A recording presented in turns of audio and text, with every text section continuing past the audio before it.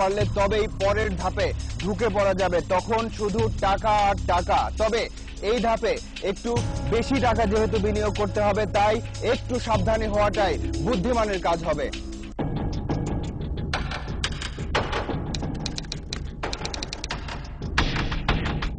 রাজধানীর মালিবাগ এলাকা।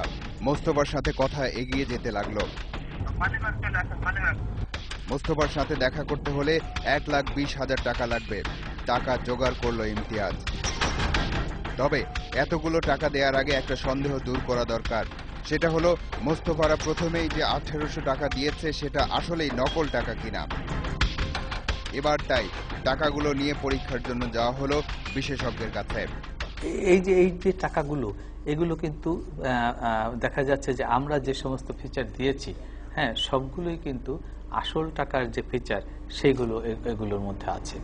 অবাক ব্যাপার, নকল টাকা বলে আসল টাকা দিয়ে দিল। সন্দেহ দূর করতে গিয়ে তো আবার নতুন সন্দেহ যোগ হলো। আর ঝুঁকি নেওয়া ঠিক হবে না। একটি দুটি তো নয়, 1,20,000 টাকার ব্যাপার। এবার তাই পুলিশের অপরাধ অনুসন্ধানী বিভাগ সিআইডির সাহায্য নিল ইমতিয়াজ। এখন থেকে ইমতিয়াজকে ছায়ার মতো অনুসরণ করতে লাগলো সিআইডির সদস্যরা। দেখা করার স্থান পরিবর্তন হলো।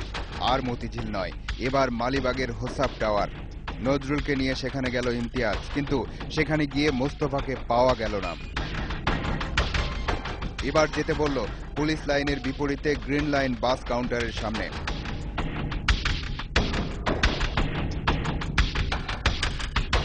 আবারও আহেলি রেস্টুরেন্টে নিয়ে গেল মোস্তফা। 2 মিনিটের মাথায় সেখানে হাজির মুন্না। মোস্তফা আর নজরুলকে সেখানে রেখে ইমতিয়াজকে নিয়ে গেল হোটেল আশরাফের 407 নম্বর কক্ষে। দরজা খুলে দিল প্রতিষ্ঠানের ব্যবস্থাপক মিজান। এখানে আরো একজন আছে, তার নাম ইসমাইল। এই ইসমাইল একজন বস, তবে যেন তেন বস নয়, কেমিক্যাল বস। এবার একটা ফর্ম পূরণের জন্য 2 কপি ছবি আর জাতীয় পরিচয়পত্রের ফটোকপি চাইল ইমতিয়াজের কাছ থেকে, সাথে নগদ 1,20,000 টাকা। টাকা দেওয়ার আগে ফর্ম পূরণে ব্যস্ত ইমতিয়াজ। ফর্ম অনুযায়ী এই ব্যবসায়ী প্রতিষ্ঠানের নাম centre for development of south east Asia, সংক্ষেপে বলা হয় CDA। 10 নম্বর ছকে এজেন্ট ফির পরিমাণ উল্লেখ আছে।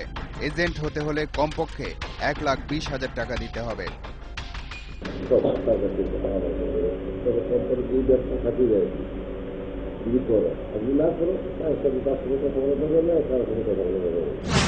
Centre for development of south east Asia নামের বাহার দেখলেই তো মন ভরে যায়। এই প্রতিষ্ঠান তাহলে শুধু কোনো একজন ব্যক্তির নয়, পুরো দক্ষিণ পূর্ব এশিয়ারই উন্নয়ন করতে চায়। কত বড় মহান প্রতিষ্ঠান তাহলে! এমন প্রতিষ্ঠানকে তো তাহলে অনেক বেশি পৃষ্ঠপোষকতা করা উচিত। হোটেল আশরাফির ভেতরে টাকার ব্যবসার ডিলারশিপ নেয়ার কথাবার্তা আর আনুষ্ঠানিকতা এগিয়ে নিচ্ছে ইমতিয়াজ। হোটেলের বাইরে সিআইডির লোকজন আর পুরো কর্মকাণ্ডের উপর খুব গোপনে নজর রাখছে তালাশ টিম। হোটেলের বাইরে অপেক্ষমান 2টি টিম একটা সংকেত পাওয়ার অপেক্ষায়। একটা সময় মোবাইলের SMS এর মাধ্যমে সেই সংকেতই আসলো ইমতিয়াজের কাছ থেকে। শুরু হলো তালাশ টিম আর সিআইডির অভিযান।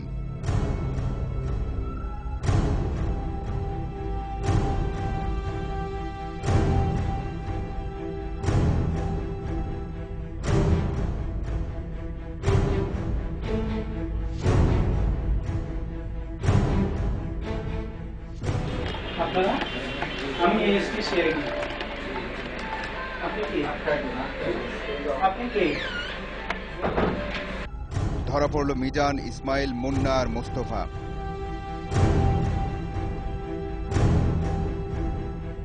ব্যাগের ভেতর থেকে বেরিয়ে এলো নকল টাকা বানানোর কেমিক্যাল আর নগদ 2 লাখ টাকা। একটা লোক বা একটা প্রতারক একটা গ্রুপ জাল টাকা তৈরি করলো আর 5 জনকে ভিকটিম করলো, বা তার অ্যাসোসিয়েট 3-4 জনকে কিছুটা শিখলো, জানলো কিভাবে এই প্রতারণাটা করে। কোনো এক সময় সেই নবীন প্রতারক আবার সেও নিজে এই প্রতারণার আওতায় চলে আসে, সে নিজেও প্রতারণা করে অর্থ উপার্জনের চেষ্টা করে। যারা শুধু একজন ব্যক্তি নয়, এশিয়া মহাদেশের একটা বড় অঞ্চলের আর্থিক উন্নয়নের জন্য কাজ করছিল, তাদেরকে এভাবে আটক করা কি ঠিক হলো? এবার চলুন ওই প্রতিষ্ঠানের মহান উদ্যোক্তাদের সাথে আরো একটু ভালোভাবে পরিচিত হয়ে আসি। মোস্তফা কামাল, বয়স 30, পিতার নাম আব্দুল খালেক, বাড়ি কুমিল্লার বরুড়ায়, থাকতো রামপুরায়। সে এই চক্রের প্রাথমিক সদস্যদের সংগ্রহ করে। আমরা দায়িত্ব স্যার রিসিভ করা।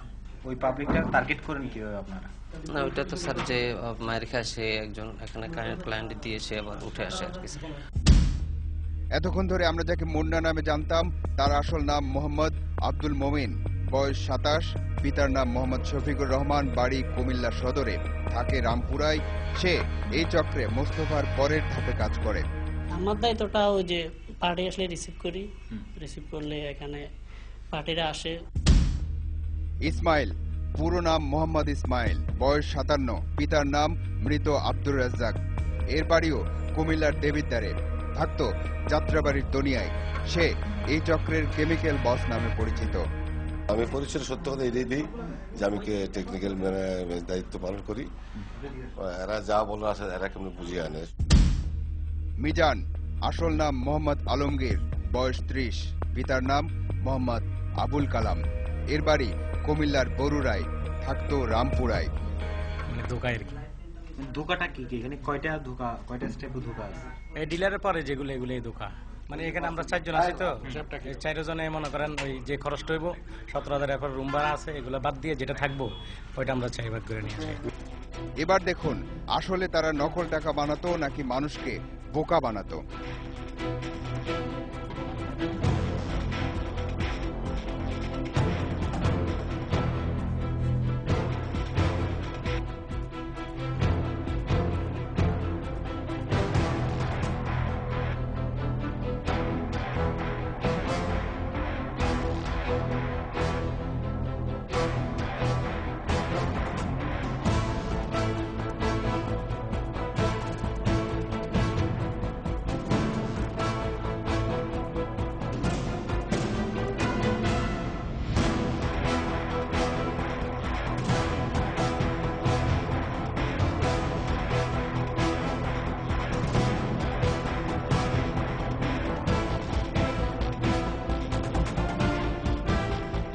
তার মানে নকল টাকার ছাপ দেওয়ার পর নকল বান্ডেলটি কৌশলে পরিবর্তন করে আসল টাকা দিয়ে মানুষের প্রাথমিক বিশ্বাস অর্জন করে এরা।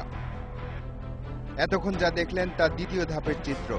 তৃতীয় ধাপে তারা 12.5 লাখ টাকার পরিবর্তে 1 বাক্স ছাই দেয় মক্কেলকে। বাসায় নিয়ে চুলায় কয়েক মিনিট গরম করতে বলে। এরপর নাকি বের হয়ে আসে 25 লাখ টাকা মূল্যের 500 টাকার চকচকে নোট, কিন্তু আসলে বেরিয়ে আসে ছাই আর ছাই। এভাবে প্রতারিত হয় সেই নজরুল যে ইমতিয়াজকে এই ব্যবসার পথ দেখিয়েছিল।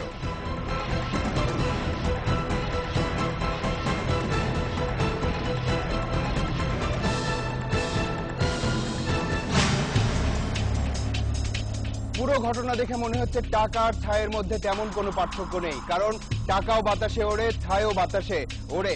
এ পর্যন্ত এই ব্যবসায় অর্থাৎ এই টাকার ব্যবসায় যারাই নেমেছে তাদের টাকায় শেষ পর্যন্ত ছাই হয়ে উড়ে গেছে। আমরা শুধু এই কথা বলতে চাই যে সব সম্ভাবনাকেই সুযোগ হিসেবে নেবেন না, নিলে আপনার চোখের সামনে টাকা নয় ছাই উঠতে দেখবেন।